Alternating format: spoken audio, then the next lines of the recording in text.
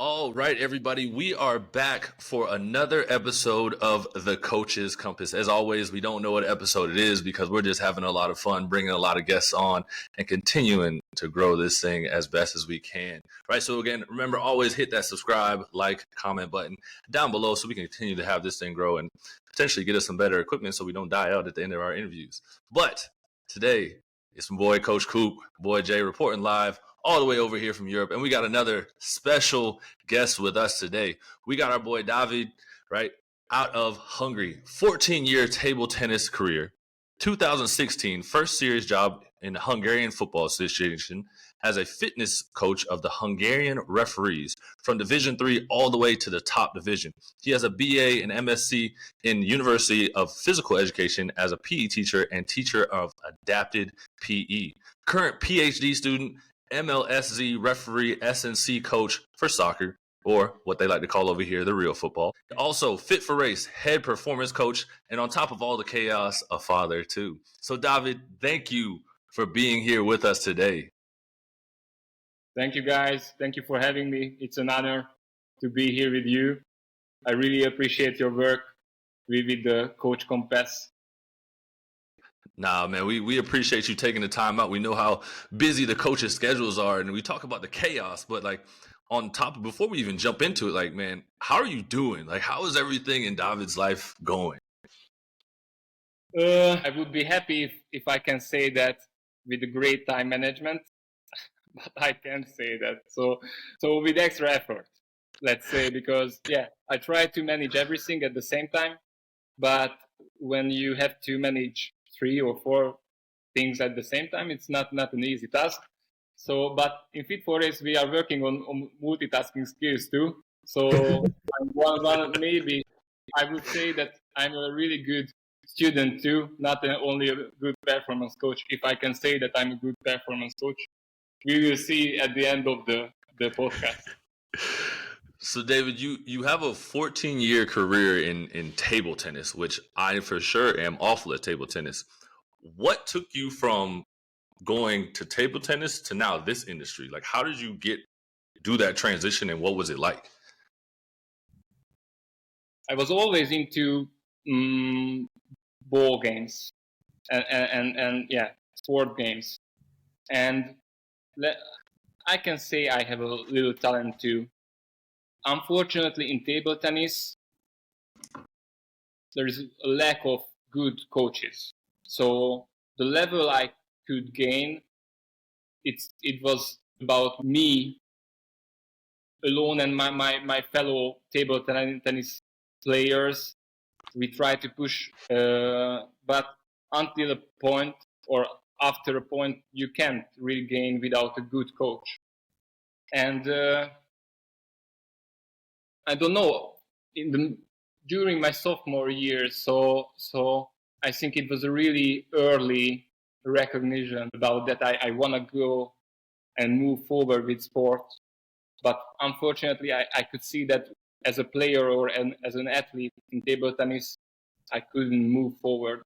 So I had to choose something else. And I always wanted to work with athletes or other people. So this was the main reason I stopped playing. I really miss it, by the way. I really miss the games, the adrenaline and everything what the games and the matches gave me. But you can see I have another task to do. Yeah. Because I'm like getting ready to interview David. It's like I work with this man every day, and we always have like coffee, and I either pay for coffee or he pays for coffee, and we have like conversations, or we've kind of already done this Coach's Compass interview like maybe 1,000 times. So I feel like we probably ready to discuss. But so coming out of the table tennis career and getting into coaching, what has that journey been like in your coaching career from that first serious job with the Hungarian Football Association to now being the referee SNC coach and the head performance coach of Fit4Race and also the PhD student? Yeah, when I got to the university, I think I was really lucky because the community in the university was one of the best. The teachers and the professors said the same, so they haven't seen a community and the class or group what we had, and we pushed each other as hell to grow. But of course, at the same time, we had a lot of fun, and but we pushed each other to go to or participate some new courses, workshops. For example, this is why I this is one extra thing why I did extra courses during my bachelor and my master's.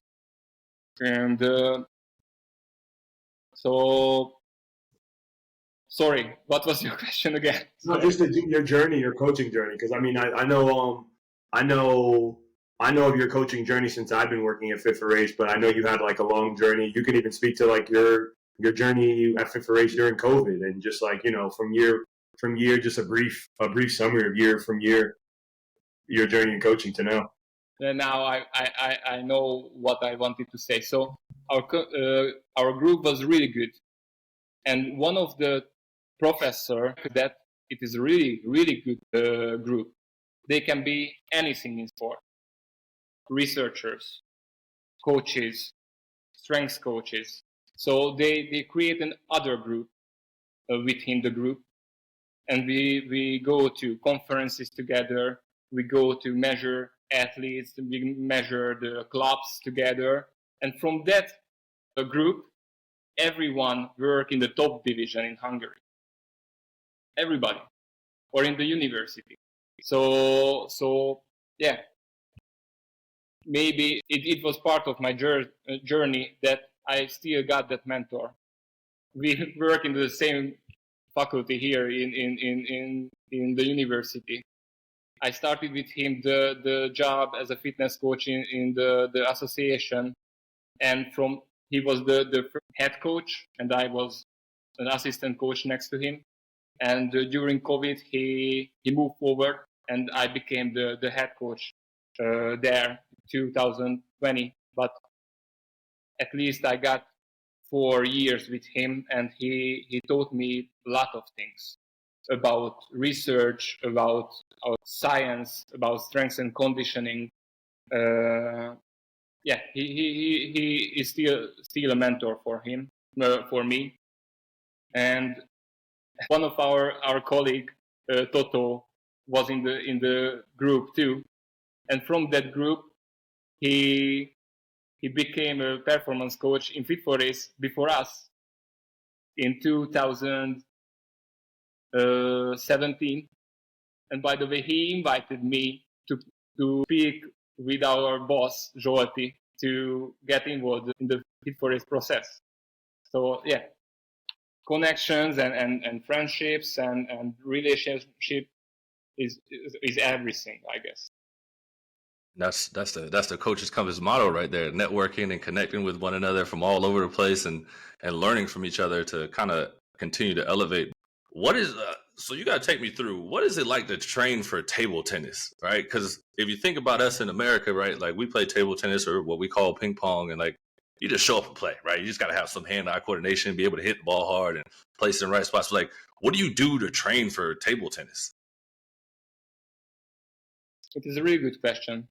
I think what is a missing link in table tennis, we are really focused only on the sport-specific things. So next to the table, do the typical movement and try to hit the ball as much as possible. But as a supplement, strength and conditioning would be a really important thing, what they are missing, I guess.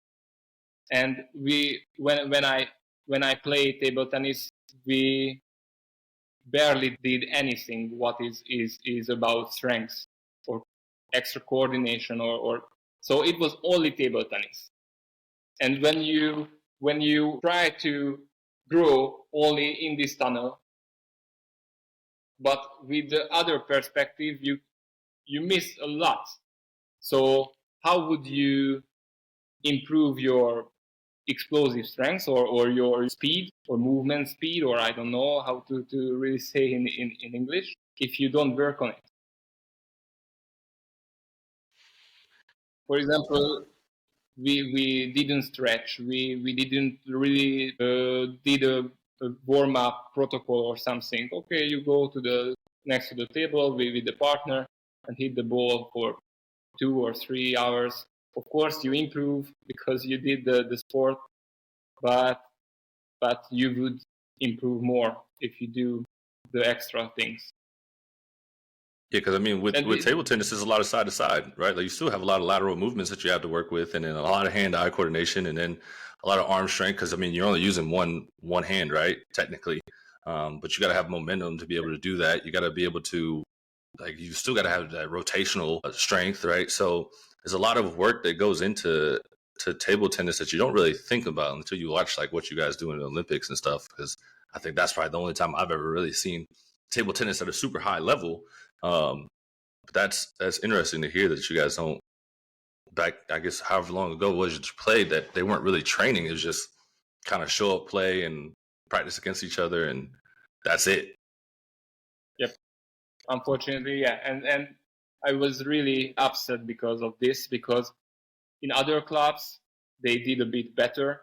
But unfortunately, I grew up in a moderate-sized city, and we couldn't afford a better coach.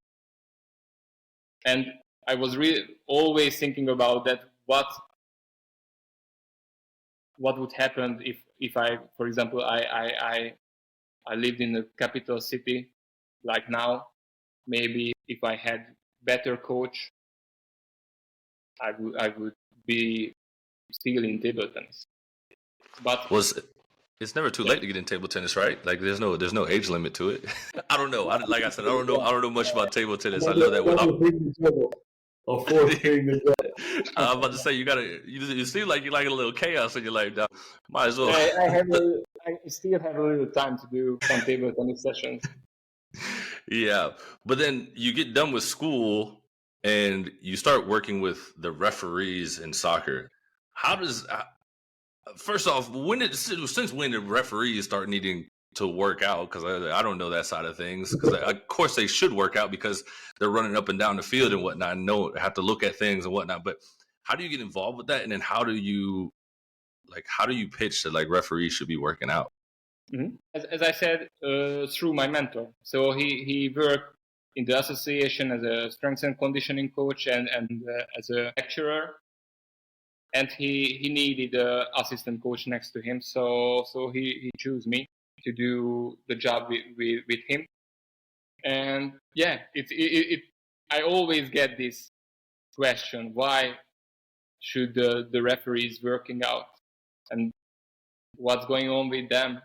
But if you see the statistics of a game, and for example, if you check the GPS data and the polar data, the heart rate data, that you can see they work as a midfielder.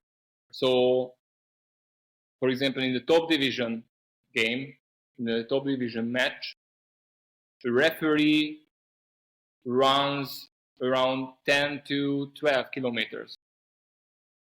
And the same action or movement as a midfielder. So in the stop and go structure, for example, walking, running, high speed run, sprint, backward, walking backward run, sideway,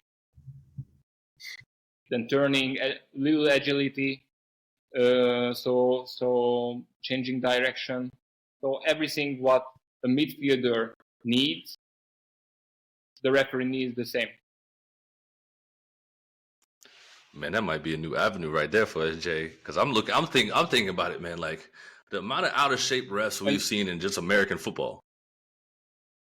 Like, it's crazy. Maybe the movement is the same as a midfielder, but if I have to compare the referee with another athlete in the field of play, I would say that they are same as the goalkeeper.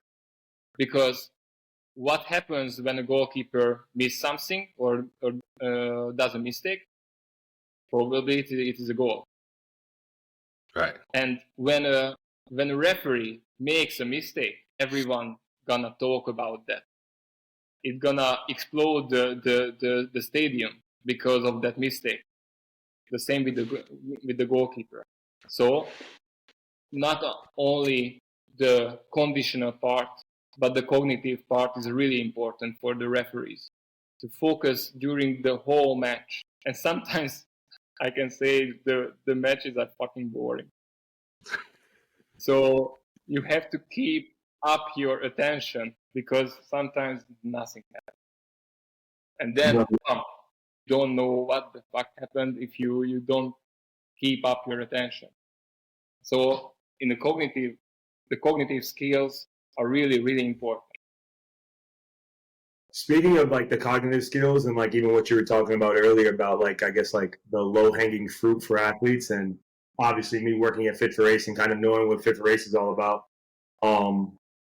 can you speak to the importance of the cognitive ability and these highly skill based or technical based sports that Fit4Race usually tends to work with, like soccer and having the fencing athlete that you're now working with and race car drivers, where these athletes can't always get away with their physical prowess or abilities like other sports, like maybe American football or basketball. Obviously, focus is needed in that sport, but in these highly technical and skill-based sports, how important these cognitive skills are.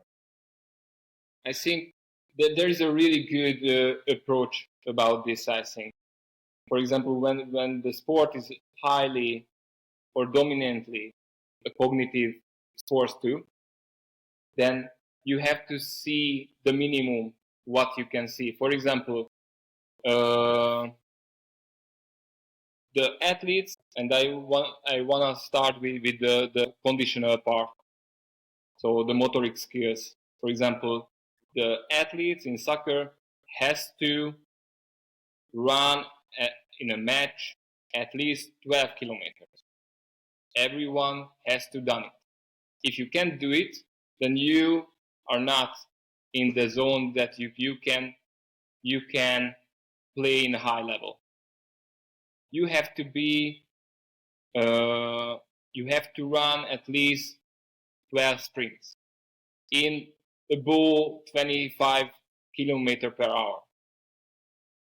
I don't know. You have to do your at least 3 kilometers in high speed run. It's above 8 kilometers per hour. And the same in the cognitive skills. If you can't bear the load, the stress load, you can't react, for example, below 350 milliseconds in the start, for example, in Formula One, then you are out of the race immediately, and you have to see the minimums. So you don't have to be in a high level everything, but you have to reach at least the minimums that you can be a high level athlete. And the same in this. So we have to check those minimums and create a profile, for example, for fencing, for soccer, for American football, that you can say to your athlete, okay, we have to work on this spot, this skill, because you don't reach the national trend. And it happens to the coach too. So, for example, when you measure the skills and everything, then you can see the missing link. So Formula One, right? It's just for us Americans, it's just now kind of become popular over there, but it's obviously been super popular here in Europe. What is it like to train a Formula One racer, and what is that protocol and training like? Because I mean, their season is a little different. I don't even know. I don't even pretend like I know when their season is or when they show up for races or what is it? What is it? What do you do with the Formula One racer? I think it's not really different if we step back a bit, because they have the in-season, the off-season, the transition, competitive phase, pre-competitive phase. So basically, if we just checking in this perspective, it's almost the same as any sport. But the skills, what they need, a bit different. For example, the G forces in Formula One is really high. So, for example, they have to bear 5G in every races. It's really high on the neck. So it's really funny.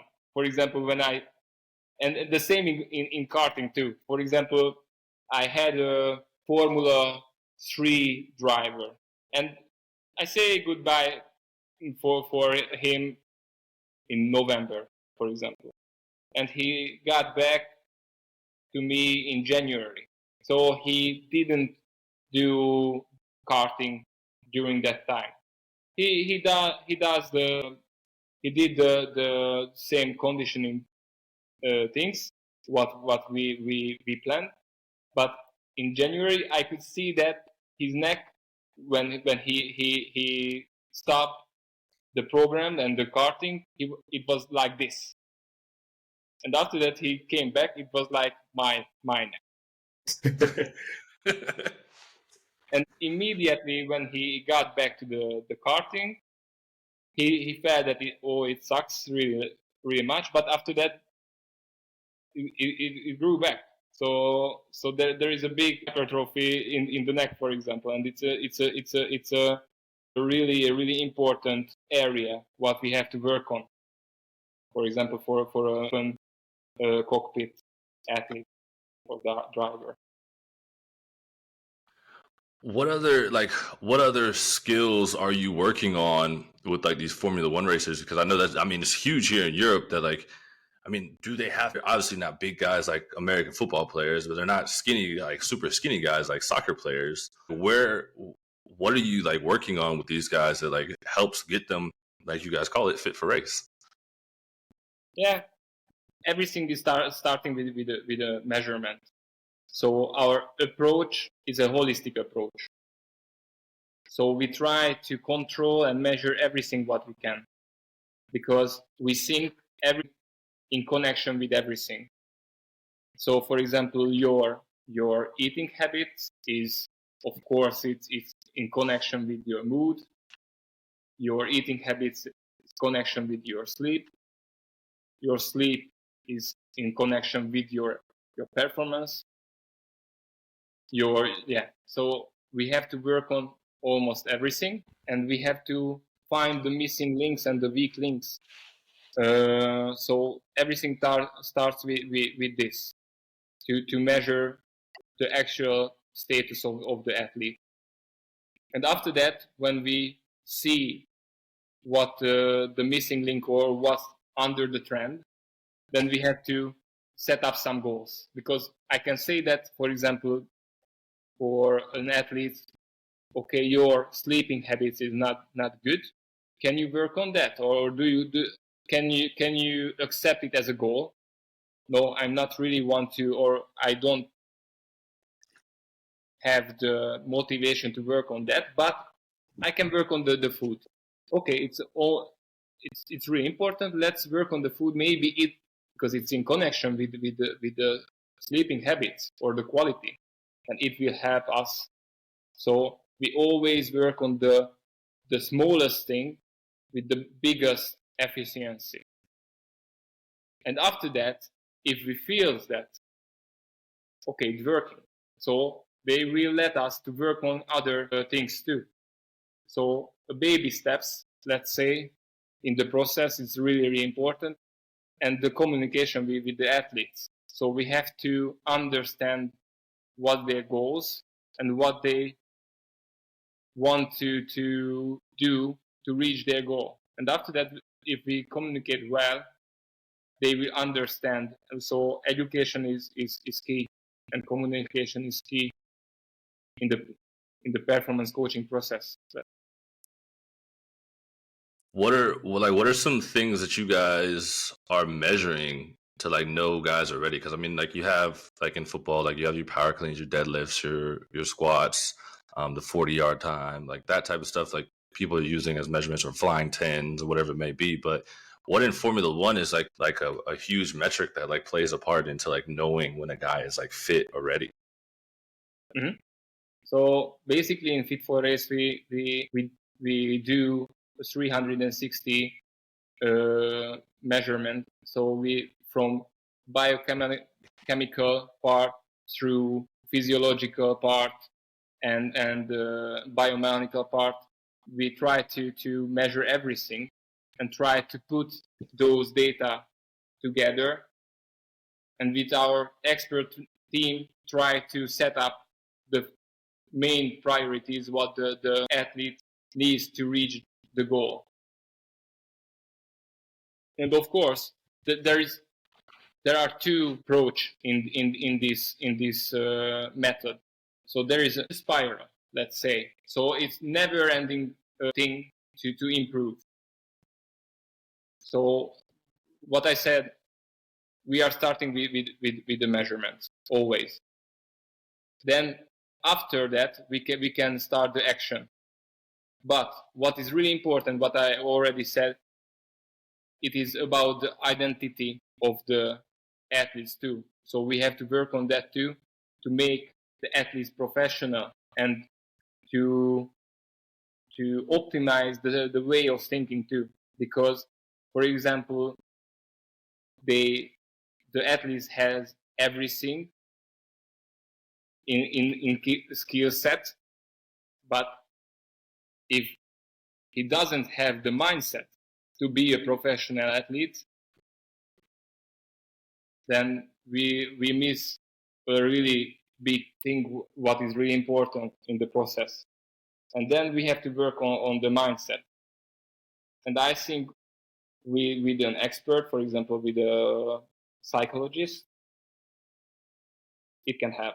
But what we also do during the training sessions is a coaching, not only the skills, but the mindset. So we try to push the athletes out of their comfort zone to show how they cope with stress and how they really behave. Because when you are in comfort, in the comfort zone, it's easy. You don't really show the true identity, what you have. But out of your comfort zone, you take off your masks, and then you can work on the identity and the mindset. I kind of just wanted to give a rundown too, because it's like me just talking to you, Coop, where it's like the test that we give, like honestly, anybody that comes in, the onboarding process is like it's very extensive. Sometimes, like if somebody wants to come in and take a full test, they're there for like a whole day. And I remember I wanted to ask David this question, and I totally forgot. But so we have like David does some FMS testing, right? Just so when the athletes maybe come to me, or if they want strength sessions, then I know what to do, right? We have just like David said, like an expert team. We have a dietitian, we have a physiologist, we have David, the head performance coach, and we have a psychologist. We have a shit ton of really good coaches. And I know this is maybe like we probably didn't prep you for this question, David, but if you think about all the tests that we offer, from our Vienna test to our FMS test to the Speedo test, how for a race car driver that comes in, how would you rank those tests? Like, if we didn't have time to do everything, how would you rank from like, we need to do this, this, this? And can you, for some people that probably don't know what these are, can you just give like a brief summary of each one when you order them? So if I would have only 2 hours, for example, then I would do the spiroergometry for sure, and the Vienna test. And the Speedo, just for everybody, is like the VO2 max. Yes. So I think this is a baseline for everyone, because then you can see the physiology part of the athletes and the cognitive part. And you can start from that point. I think then you have everything. And after that, you can make the process smoother with the dietitian, with the FMS. But for example, for dry movement patterns, not really important because they are in sitting position. Can you also see the ability test that we do? a little bit, because I think that's very just like one of its own with, because I mean, like me, Coop and I have been to like a lot of facilities, and Fit4Race in of itself, although it operates in fitness and more, is kind of like its own facility. It's very, what Fit4Race does is just like you'll never see anything like that in the States. And especially like the prepping test that you kind of come and do with the ability test when you come in, and it's still like very interesting to me. Yeah, I think like a lot of people would like love to hear about what we do with the ability test. But before I do that, I would like to invite Coop official to the facility to do the test. After you guys were talking about all these testing, I was like, man, I need to come for a day and like let me do all this testing and see how bad my fitness is. But at least the ability test, what we do, and I want to show you the facility too. So it would be nice to meet you in person and to show the facility what we have. We just finishing the renovation. Oh yeah. Luckily, I can say we finish really soon because yeah. But anyway, let's talk about the ability test. As we talked about the Vienna test, I don't know you know the test system or not. It's basically a computer-based cognitive test system. You can measure reaction time, inhibition, so complex decision making, stress tolerance, anticipation, working memory. So a lot of skill what an athlete need. And beside this, we created an ability test, what is a motor cognitive test. So we try to integrate those cognitive skills during movement. So it's because we think that in front of a laptop, without any stress or movement, it's easier to reach your best potential. But we wanted to compare those cognitive skills with those cognitive skills during you are moving, because during the field of play you really barely sit in front of a laptop, so you always have to move. Your heart rate is elevated, so we integrated those cognitive skills into movement. So with coordination ladders, with fit light and reaction lights, with hand-eye coordination tasks, and we compare those data. For example, reaction time in front of the laptop, and you have to just touch the button as fast as you can. But how can you hit the light? So in the bigger movement, and we compare that. And we can say, for example, your coordination level is okay to reach or use your cognitive potential or not. So we can work after that on coordination and other motoric skills too. So how have all these tests and whatnot that you're doing with your athletes helped you become a better coach? I think everything is going in the database direction. So with that, if you see those data, for example, I want to say simple things. For example, the reaction time is really in this situation high, because it's when it's higher, it's worse. So you have to work on that. So you can see objectively it is not good. And if you are not working on that, it's the same. For example, you check the 5RM and you can see the athlete is weak as hell, and you are not working on strengths. So the same thing with the cognitive skills. So, for example, the athlete can decide or can do right decisions, then you have to work on the decision-making processes. I can't say that I'm gonna make genius, but at least this side it's green or red. Unfortunately. At least they'll know their colors. Yeah. Or right hand So then- or left hand.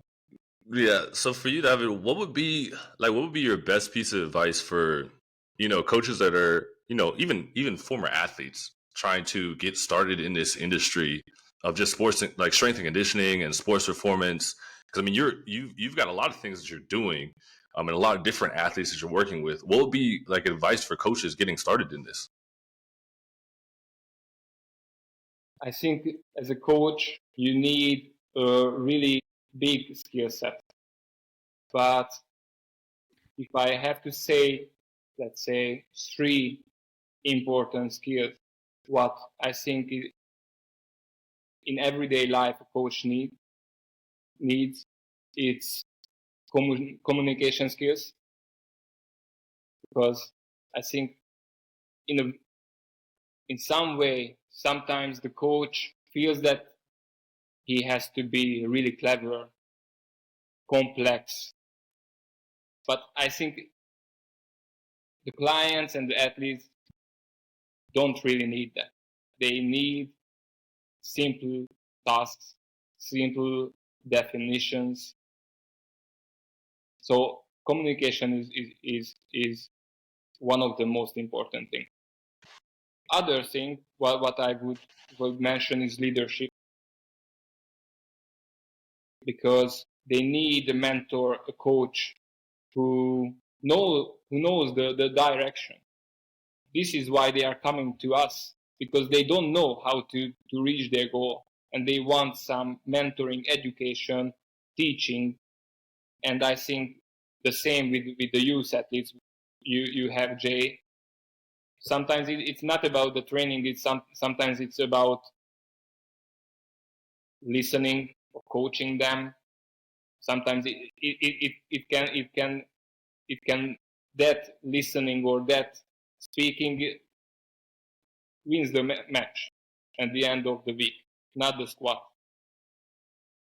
And the third one, I think it's empathy or caring, because when I was thinking about when I was thinking about this podcast, for example, I try to think about my philosophy and my identity as a coach, and my core thing is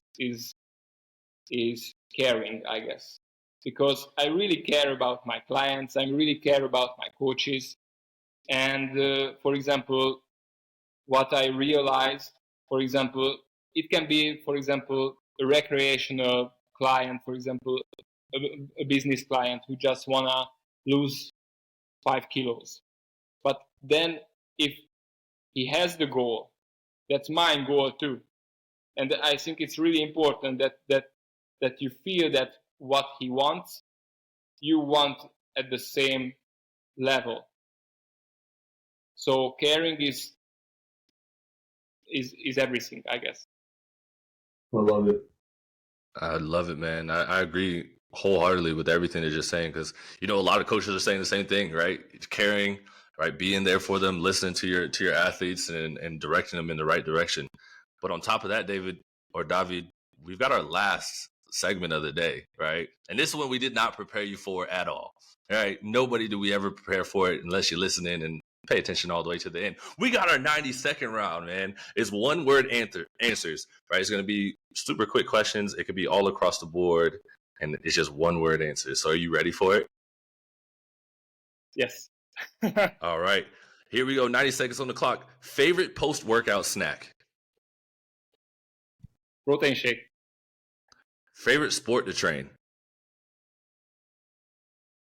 Football. Pizza or burger?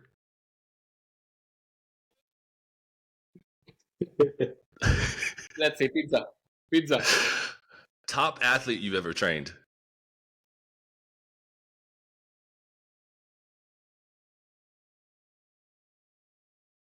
I'm interested. Bere Jombor. He's a sailor, Olympic silver medalist.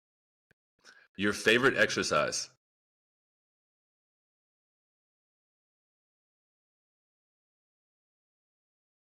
inverted row. Wow. Best strength and conditioning coach in the industry. Industry. In the industry in general. I would say. And it's okay to Exos. say yourself. Oh, sorry, Jay. Jay is the best. What is your number one flaw as a coach? Thank you, God. To multitasking. Would you rather be in a ring with a gorilla, tiger, or a bear?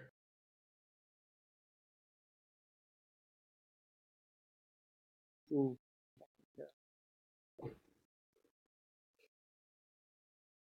Tiger.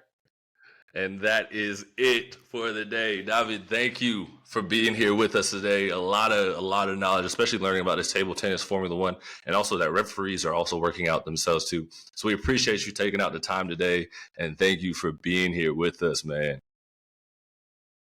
Thank you guys for having me, and don't forget the invitation. I'm coming. I'm gonna be there.